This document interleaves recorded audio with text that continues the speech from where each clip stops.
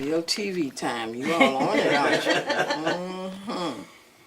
That's good. When the program first started, we were in that building. It started out of English. I guess it started about 82, 83. You all got the date of when the department started. It's about 82. May have been a little later. I'm not sure. But we had, we didn't have TV then. It got it later. Okay. TV is still a part of it, right? Yes, It ma'am. is. It's not as dominant, I think, as it should be for that program. Because everything is getting ready to be revamped. I think going more towards social media. Or you talking about the whole? The Okay. journalism and all of that, Okay. which comes out of that, is getting ready to be revamped. Okay. Even though I'm sitting here, I'm going to ask you the questions, but you can look that way. Is she fronting? She's fine. Okay. You want her to look our way instead of looking at you? It's what you Yeah, I wanna do. think that's a little bit more. It's more like that way too. Okay. Y'all have her offset. Oh, yeah. Okay. First, Okay. we're going to introduce ourselves to you. And collectively, we're called Influential Minds, and we're part of the Mass Communications Department. This class is under Dr. Flippin Wynn for Research Methods. And my name is Shay Raleigh, and I'm a senior here at Jackson State. I'm Courtney Page. I'm Christopher Chapman. I'm a junior here. I'm Ernest Williams, senior. I'm Quindarius Riley, senior. And we just want to thank you for this opportunity to be able to interview you. Thank you. And first thing we're going to ask you is just to state your name and your degree and tell us a little bit about yourself. Okay. I am Doris Ginn, officially Doris O. Ginn, and I have a degree in English. I'm sorry. That's okay. In English from Jackson State University. At that time, it was called Language Arts. I am a 1963 graduate, which means that I'm a golden girl. We just had our golden class reunion in 2013. My master's degree is in linguistics. It's called a Master of Arts in Teaching from Georgetown University, and that is in linguistics, which is a scientific study of language. From that point, which was 1960, I came to Jackson State in 1969, which was immediately after finishing my master's at Georgetown. I was recruited by Jackson State to come here to begin a program in linguistics. At that time, Mrs. Willie Dobbs Blackburn was chair of English, and she is also the person who started the English department way back in 1940, I believe, when she came to the university.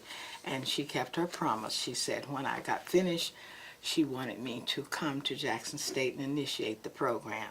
So that I did.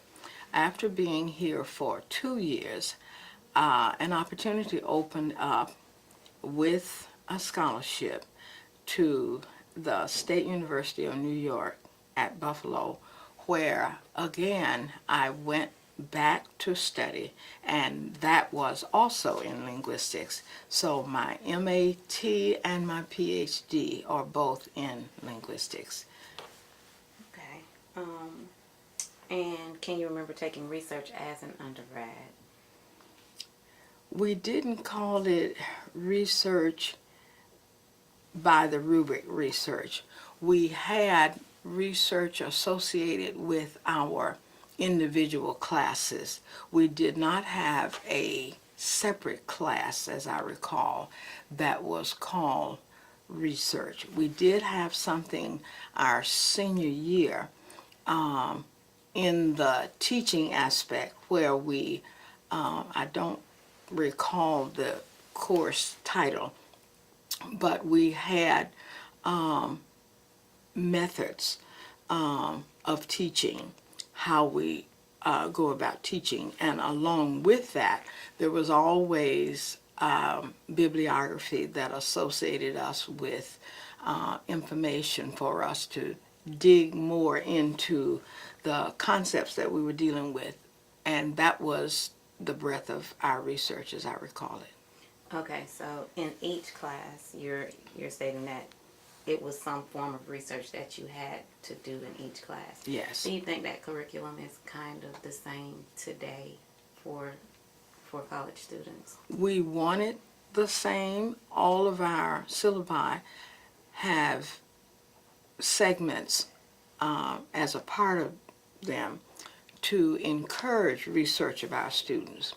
At the time when we did research, as I recall in literature, we had to research the period, research the writers to better assist us in understanding and to get a more grounded knowledge of what the periods were about, what the writers were about, and how we were to interpret what they were doing. So that was good research.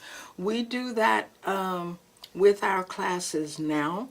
In a sense, we are encouraged to include a segment of research in all of our classes for our students so they can have that exposure. The textbook is good, but they do need that library experience. They do need the experience of the digital formation of knowledge for them. And in many of the texts that I use now, I don't have to include a bibliography that would tell them about research. What I like about the layout of the books is that at the end of each chapter, there is a bibliography of current information that allows the students to work and do the research along with the concepts as they learn them in class. So I find that very helpful, and it's more up to date than probably I would have on the materials and concepts that they are studying. Okay. And with the change of the times with research, and as important as research is, do you feel that the current state with internet, social media, and so forth, do you feel that makes a student more, I want to say, lackadaisical in research, and they're not as, willing to put forth an effort to go out and find the information that they need as opposed to just pulling it up on the internet? It does not, with the current trends where everything is just at fingertip for the student. Personally, I feel that causes a lazy student. Research is a rigorous process, and one depth of anything you're researching causes you to dig further into something else. And if you get it spoon-fed, I call it, from the computer, I don't personally trust the data on core materials that students would find on the computer. They don't have the feel where you thumb through the books, where you pull from the shelf and get cross references of different kinds of things. The computer is instantaneous and you just get that. That's not genuine research, in my opinion. I do not allow any student who is documenting a piece of research that I would have assigned to them to come with me with computer sources. They must have. Of course, in order to keep them acclimated to the computer, they can have one or two sources from the computer, but most of their documentation has to come from books and other current documentation. So it's never just, if they give me a bibliography, all this .com, no. That research is zero. Okay. And I'm just going to take a step back a little bit. You said you got your master's from Georgetown. Yes. Where did you complete your PhD? At the State University of New York at Buffalo. It's called University of Buffalo, and more or less now it's called University at Buffalo. It's in the state system of universities throughout the state of New York. And I am proud to say the year I graduated, the chancellor of all of those programs was a black man. And that was the first time. And he was Chancellor Wharton. And that office, of course, is in Albany, New York. Okay. But it was quite an experience. And for your dissertation, what was your topic? At the time, a whole lot was going on with minorities and black language, and with how we look at language and culture. Linguistics deals with all of that. I chose a topic along with my advisor on the aspects of bidialectalism among African Americans in the United States. And that within itself gave a cross cut of what was going on in the U.S. with black speakers at the time. And what year was that, and what exactly, like what current event at that time was going on to motivate you to write that? There were many current issues surrounding black language. It was a time, all of it started, the whole aspect of black language gained its prominence and world attention in the 70s on through even early 80s, when they had a big discussion on what they call Black English, or vernacular, African American vernacular language. The issues that were prevalent at the time were those things that many people never really paid any attention to. They actually made comments without definitive data.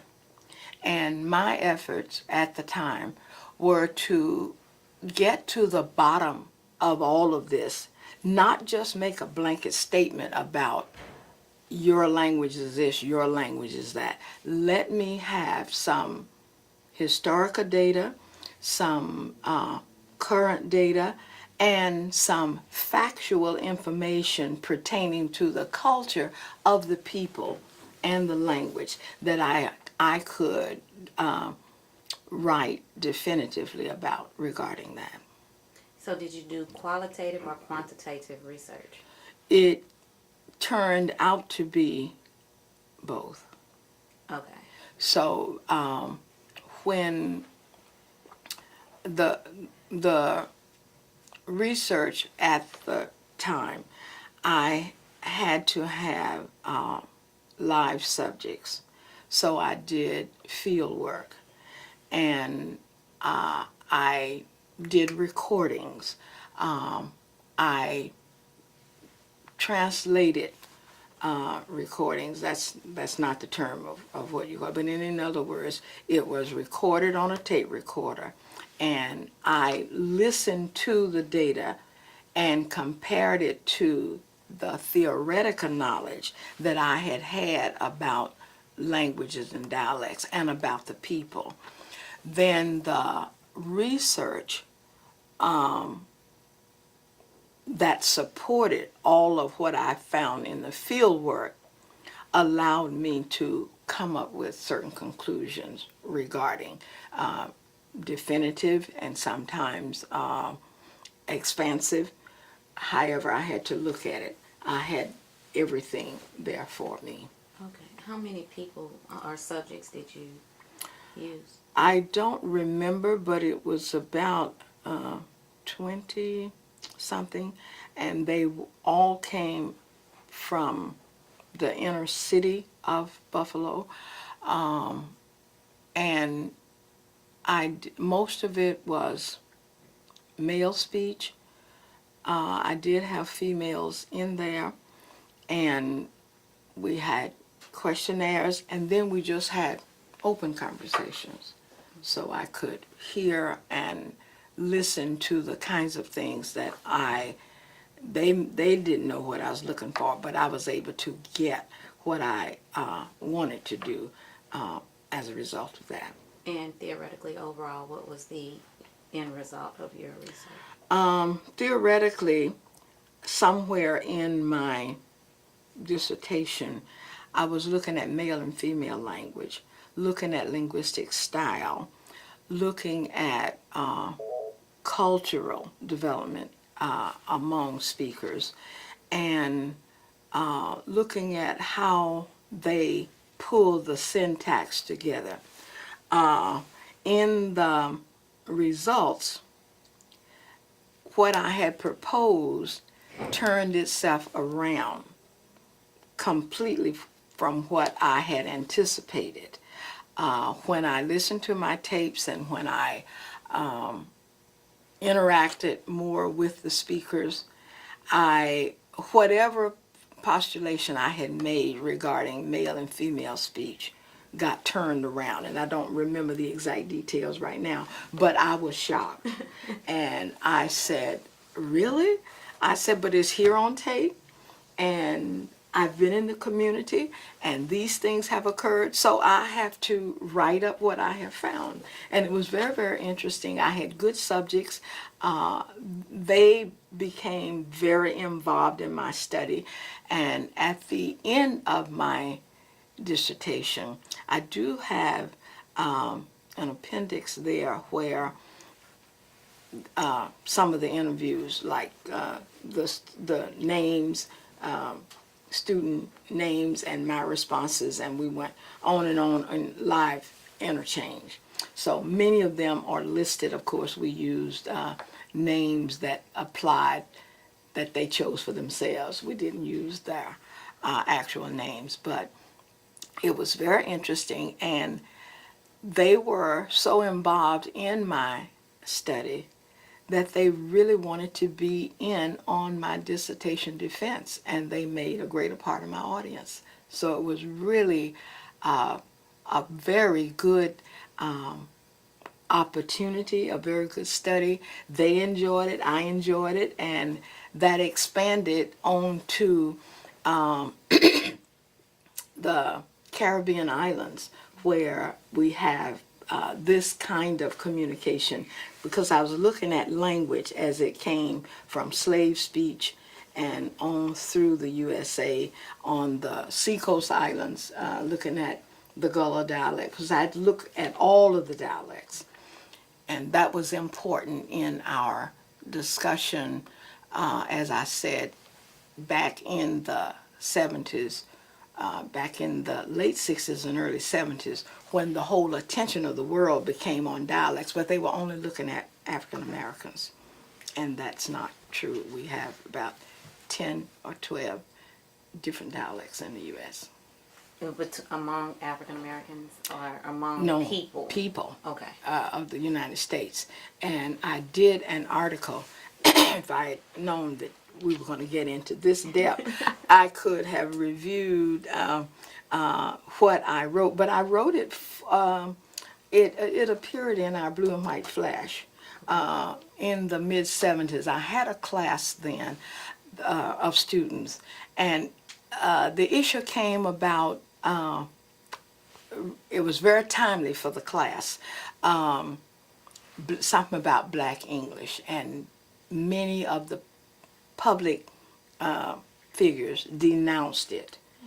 They really, when they denounce things that they don't really know about, I just consider that an opportunity that I won't even take up to discuss. I only talk about language with people who are sophisticated on the knowledge of language. When you get into it with people who just are opinionated, then that gets to be a setting that's not so pleasant. Understood. And I did have that opportunity.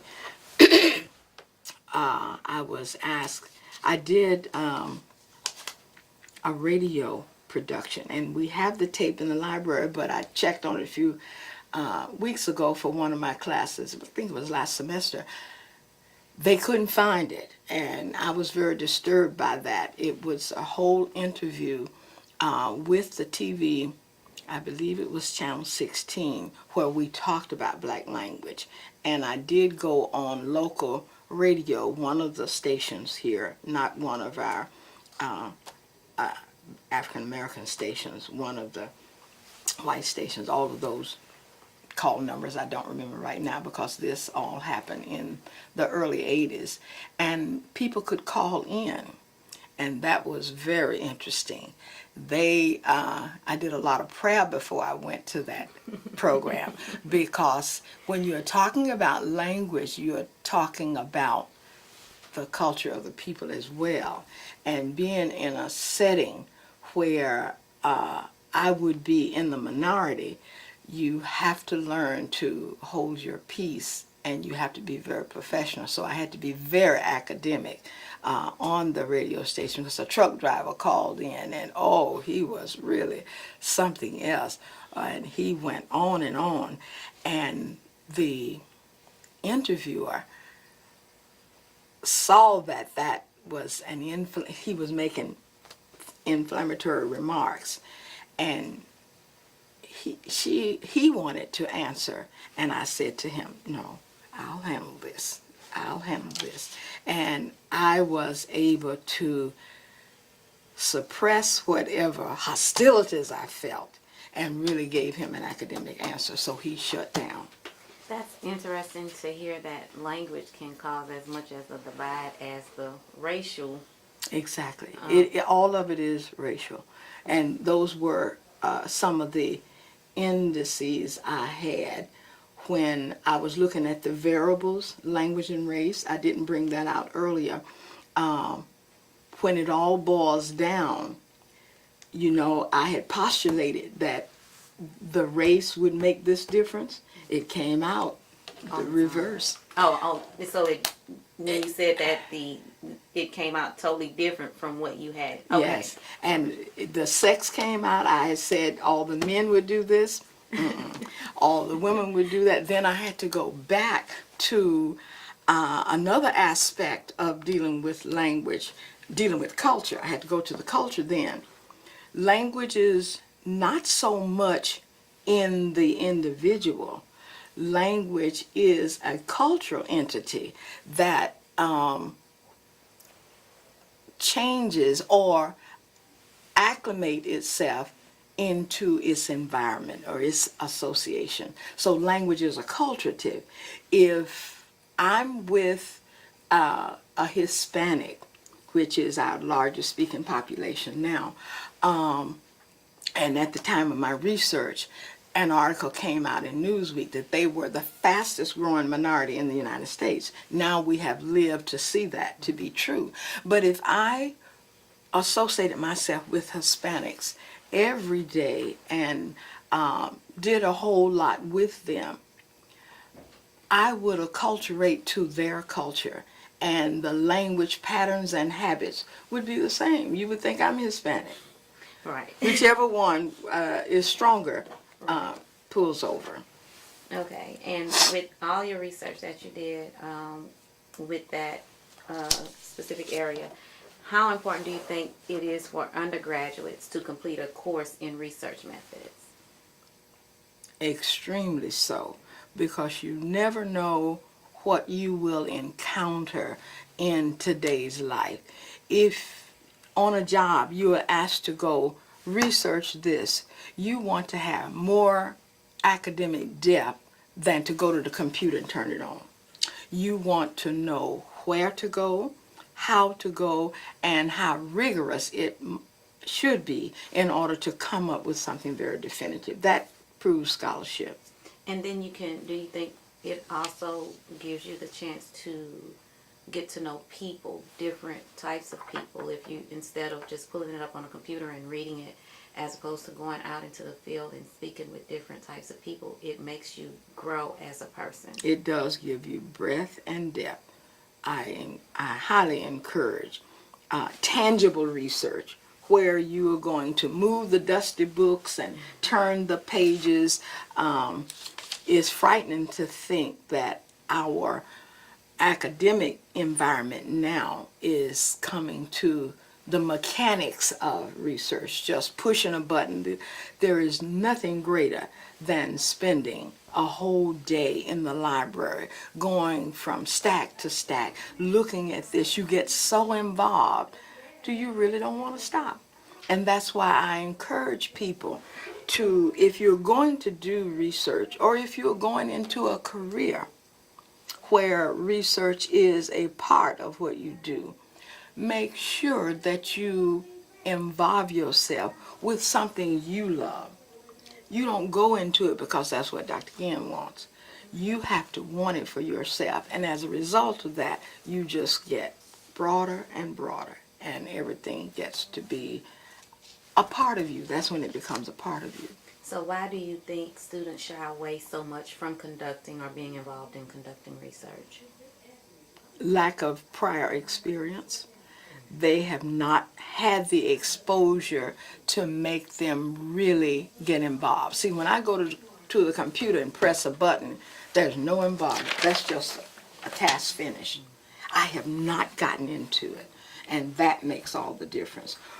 They shy away, people shy away not only from research or anything that they know very little about, or anything that they've had minimum exposure to.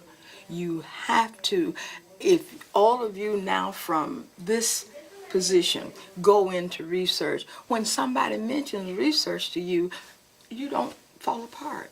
Okay, well, just give me 2 hours or 3, and I can get it done. Right. That's true. Exposure and activity. We're going to kind of wind it down, and what are some areas in English that you are now working on? I will have to say in linguistics. I'm sorry, I Yeah. apologize. Yes. I apologize. Linguistics is English. You need English in order to function in linguistics. Right. But the disciplines are very, very different in terms of the kinds of things they do. I'd like to say that linguistics is eclectic. It involves everything that English does and everything that goes on in the liberal arts. I'm housed now in the English department, but I can very well be in the psychology department, the anthropology, the history department, all of those that pull toward language and culture, because you have sociolinguistics, psycholinguistics, anthropological linguistics.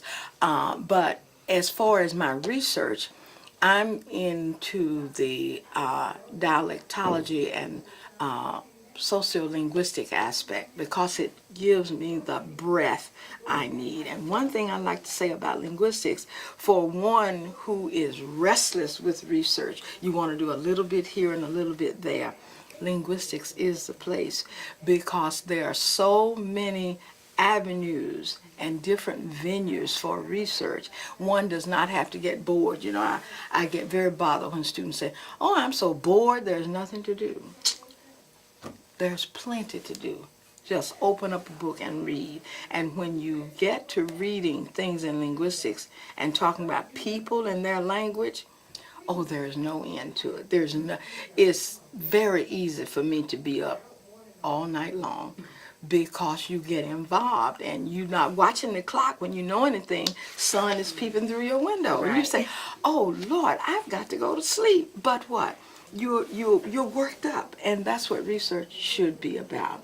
So my time, I guess I'm a historian by nature. I love history. I love discovery, and linguistics is a part of all of that.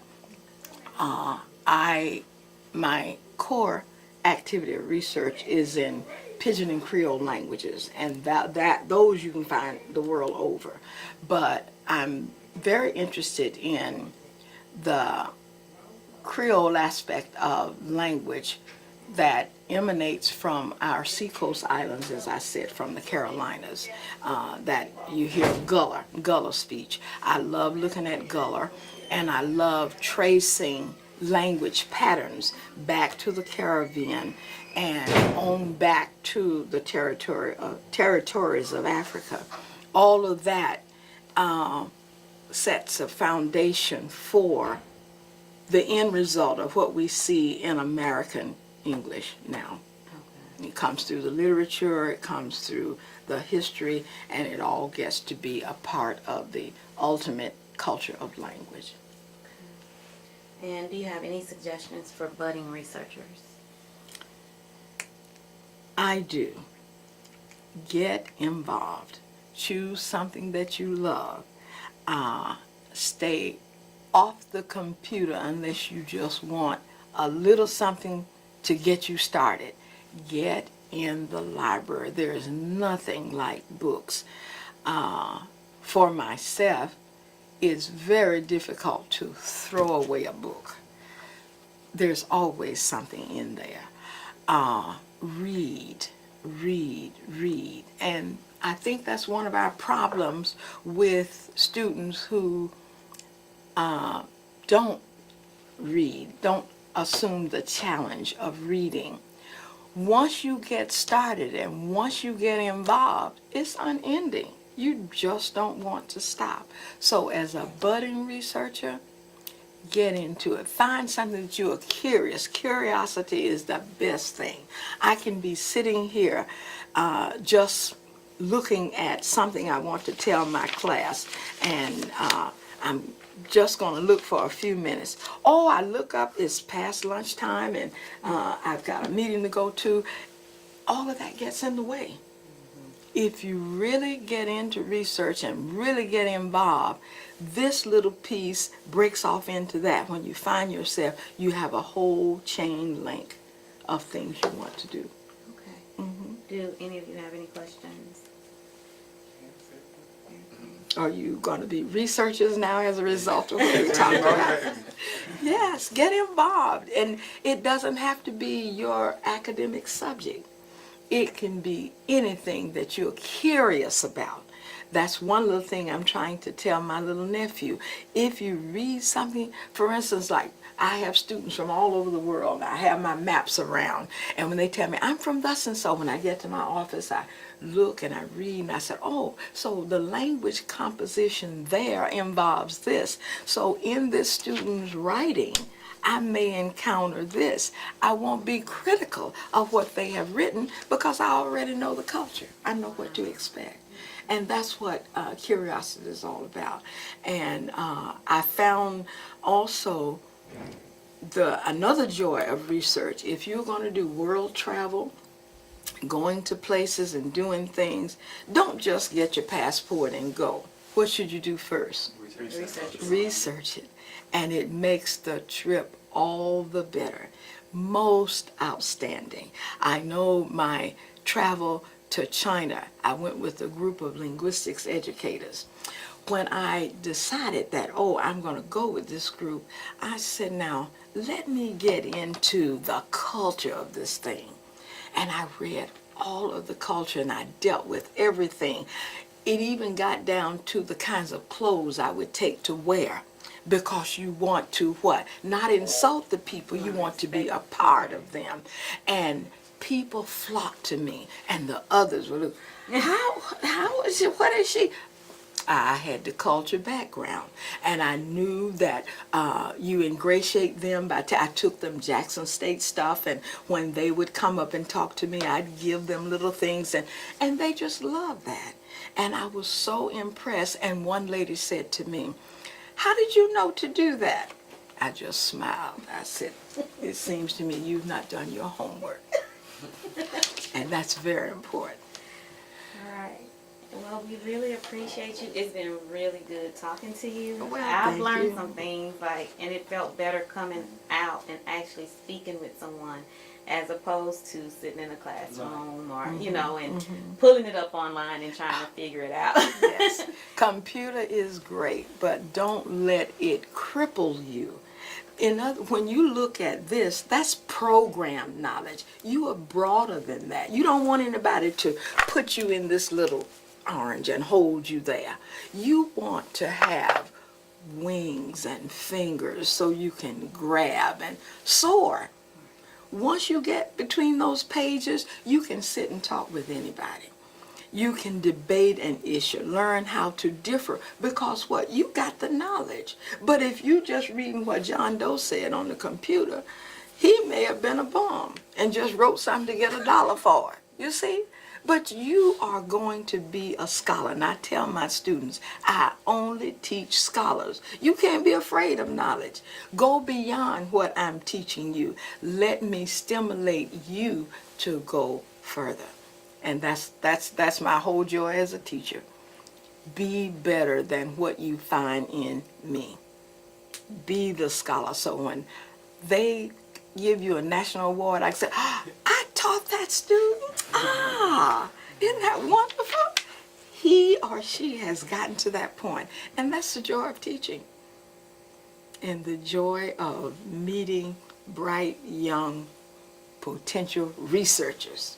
That's what you will be. Yes, ma'am. And you have a great teacher who has done a lot of research. Dr. Flippin Wynn, she is magnificent. I had an opportunity to see all the things that she's been doing. And I'm telling you, I'm extremely impressed. And I'm so glad that she has you out here looking at the rest of us so you can see that you have right here at Jackson State all of the makings of what they have at Harvard, because we are the product of segregation. So when we couldn't go to the schools here in Mississippi, why did I go to Georgetown? Why did I go to Buffalo? I couldn't go to Ole Miss. I couldn't go to Mississippi State. I couldn't go to many of the other non-black schools. So what? You go to these greater universities. Jackson State has some of the best trained academicians you can find. Because what? They've been trained in the nation's best institutions, and don't think they let us just glide through. They gave us all the rigor. All the rigor. I know the master above was so glad when I got finished. He was tired of me. That's the only way I got through. I said, Lord, you got to walk with me, because these folk, it was not so nice, because they, and especially in linguistics, one professor said to me, you are here to study linguistics? Just in that kind of arrogant tone. I said, yes. Now, you know what he was thinking. And I assumed that he meant, how are you going to learn linguistics when you don't know English? That's how I took that. And I said, yes, I am. And I made up my mind, and this again is research.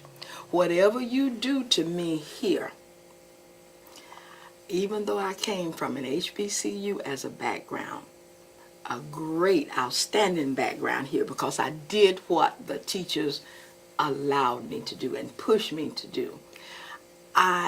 In all of those universities I named for you, never had to do any remediation.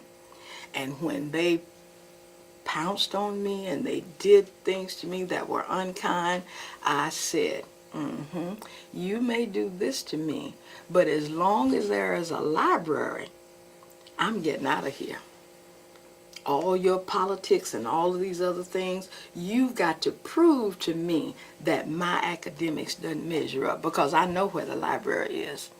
And I worked and worked till I had me a carrel in the library, and I'd go in that carrel and I would just stay in the midst of the stacks. On Saturdays, it was just beautiful. And I had one with the window where if I felt like I was going crazy, I'd take a look out the window. And it all paid off. And it will pay off. You will love it. Get involved. Do some research. Just start on any little thing, anything you're curious about. I know you have a curiosity, don't you? Yes, ma'am. All right. What about you, Miss Williams? Yes, ma'am. All right. And Of you? course.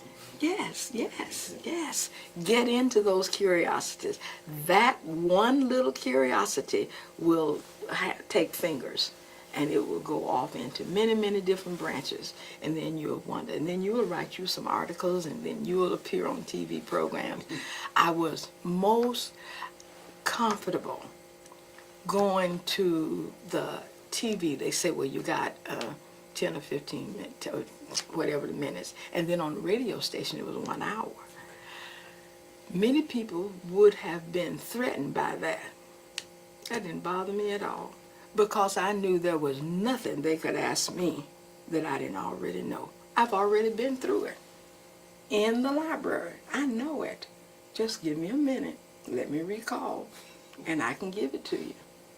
And the interview that we can't find in the library here, one of our public relations persons interviewed me at the heat of the argument of the dialect issue.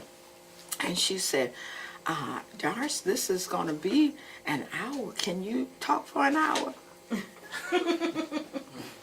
I said, I teach. So 1 hour is nothing. What is 1 hour? I teach graduate classes 3 hours. Just be prepared. I learned that from Margaret Walker Alexander, my great mentor. Always be prepared. Never go to your class unprepared. The students are your source.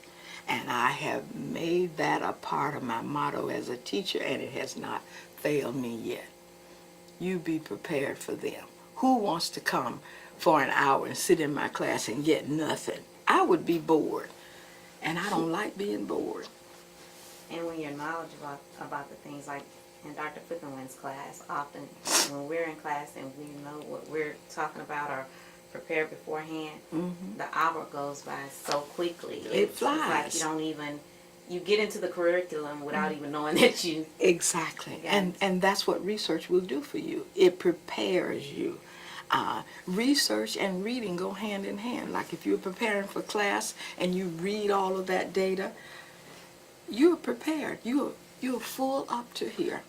And anything they ask you, you got it covered.